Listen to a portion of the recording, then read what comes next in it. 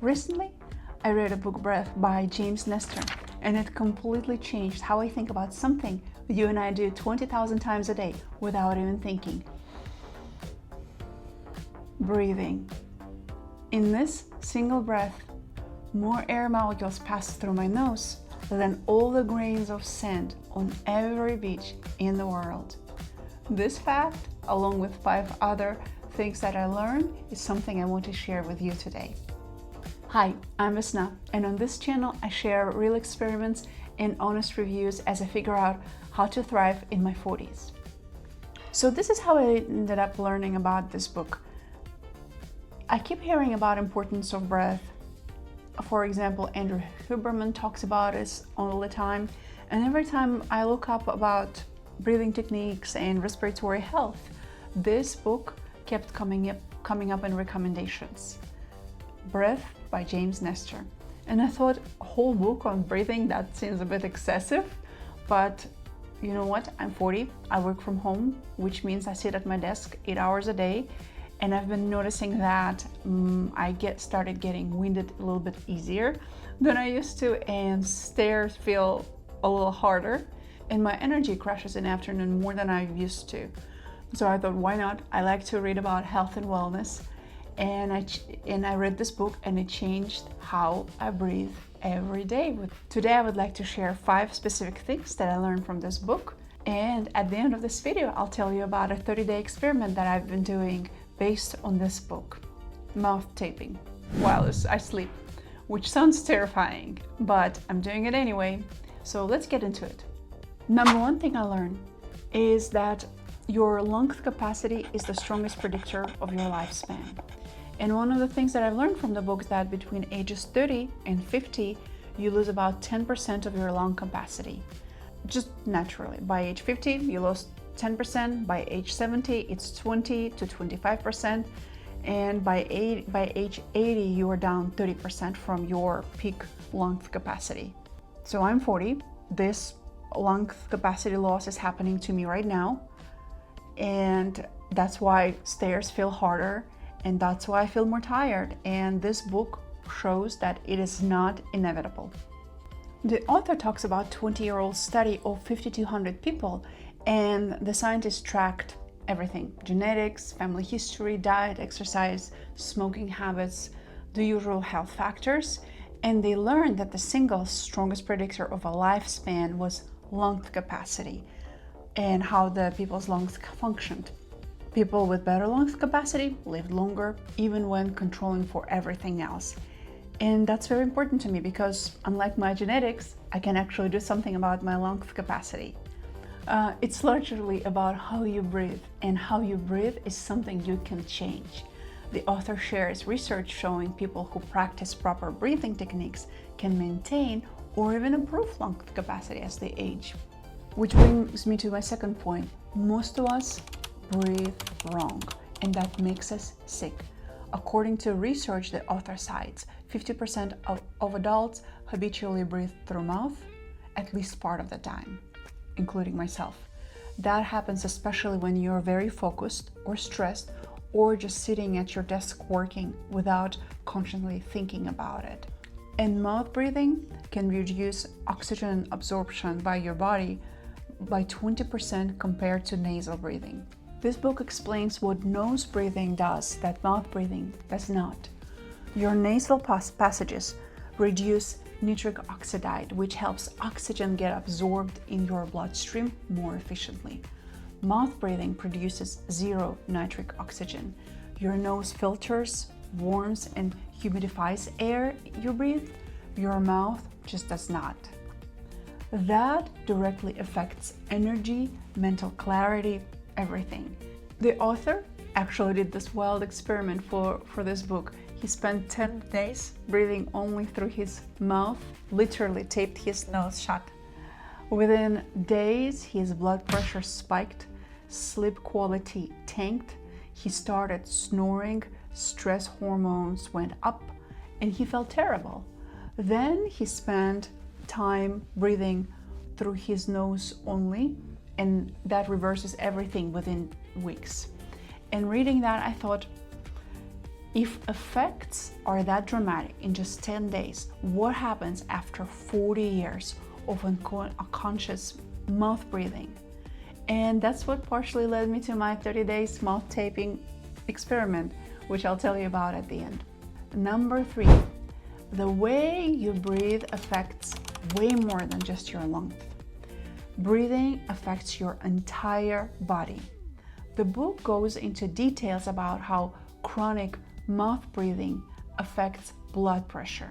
Studies show that mouth breathers have high blood pressure on average, even when controlling for other factors. It affects your sleep quality. If you're breathing through mouth while you sleep, your REM cycle of your sleep is reduced by 25%. Mouth breathing activates your sympathetic nervous system, your stress response. Your nose breathing activates the parasympathetic, your rest and digest mode. So my afternoon energy crashes, my occasional tension, headache, or even stress level all potentially could be connected to how I breathe. The sleep facts actually really caught my attention. The author cites studies showing people who mouth breathe at night have 3 times higher risk of developing sleep apnea, and it's not just causing you snore, it's causing you overall oxygen deprivation throughout the night. So when you mouth breathe while sleeping, your body doesn't get oxygenated properly, and you wake up tired even after 8 hours of sleep. Number 4, modern life has made our breathing worse. Nestor presents research showing that over the last few hundred years, human jaw size has decreased by about 30%. Why? Soft processed food, we don't chew as much as our ancestors did. Smaller jaws mean smaller airways. Smaller airways mean harder breathing, especially at night. Studies comparing skull structures show our ancestors had significantly wider jaws and larger nasal passages. That explains a lot why breathing issues are so common now. The book also talks about how sitting all day, like I do working from home, sitting 8 hours straight, affects your breathing. When you sit hunched over at a computer, your diaphragm cannot move properly. Your lungs cannot fully expand. And studies show that people who sit for a long period of time have measurably shallower breathing patterns. And shallow breathing means less oxygen, more stress, more fatigue. I'm sitting right now and I can say I'm just realizing my posture is terrible and I'm taking shallower breath as we speak. The author also mentioned that modern humans breathe about 12 to 20 times per minute on average. I measured with my Fitbit, I breathe about 15-16 times a minute.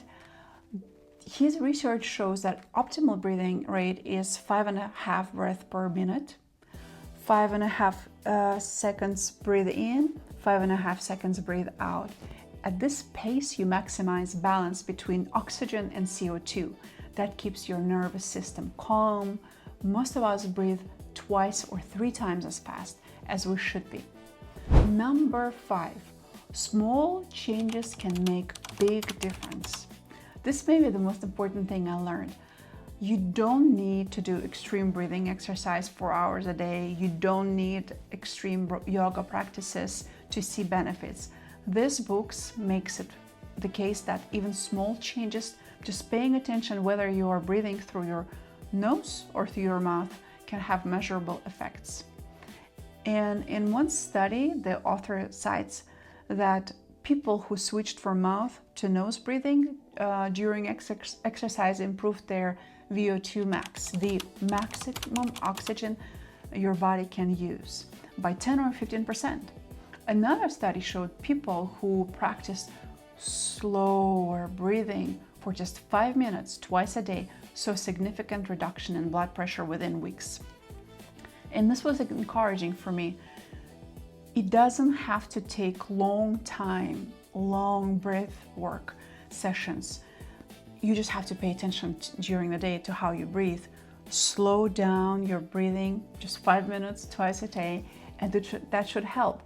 So if we take about 20,000 breaths a day, and that's about 9 million breaths per year, or about for 40 years, it's about 360 million breaths.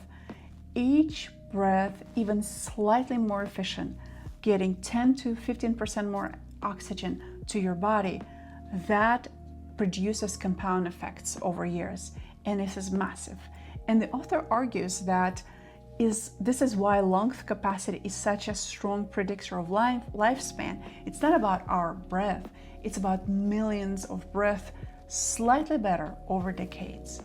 And the best part is that you don't need supplements, you don't need gym membership, you don't need specific equipment, just being aware and practice. So here's what I've been doing. Since I learned in the book the importance of nose breathing, I started mouth taping at night, and I've been doing it for over 30 days. And in my next video, I'll share my findings. I'll tell you all about it. What changed? How is my sleep quality changed, measured by my Fitbit? How I feel overall? Was it scary? Because initially I thought, gosh, that sounds so claustrophobic to have your mouth taped shut, but I'll tell you all about it. So is Breath by James Nestor worth reading? For me, absolutely, and here's why. The science behind this is very accessible. It's not too complicated, not too technical. You don't have to have elaborate practices, and it fundamentally changed how I think about health and aging. And the techniques are free, and they really don't require any major lifestyle changes, which is important for me. It gave me hope that some aspects of aging aren't inevitable, and you should read it too. If you're over 40 like me, if you're thinking about longevity, if you have low energy sometimes, if you have sleep issues, if you started getting winded easily like me, if you sit at your desk all day and you want to improve it, if you're interested in health optimization without spending a ton of money, that's a great solution. And you might not need it if you're already doing breathwork exercises, if you're doing breathwork practices, and if you don't have any breath-related concerns. For me, it's the most impactful health book I've read in a long time, and it costs nothing to implement, as I mentioned already. So next week, I'll tell you more about my 30 nights of mouth taping experiment. Did it improve my sleep? Did I panic? Did my husband think I was weird? Let's be honest, he probably did. And make sure to subscribe if you don't want to miss those results. Have you read this book? What was your biggest takeaway? Or are you just now realizing maybe you are a mouth breather like me? And let me know in the comments. Or if you don't know what to leave in the comments, just leave me a blue or a green heart. Those are my favorite colors. And if this video was helpful, give it a thumbs up and consider subscribing. Thank you. See you next week.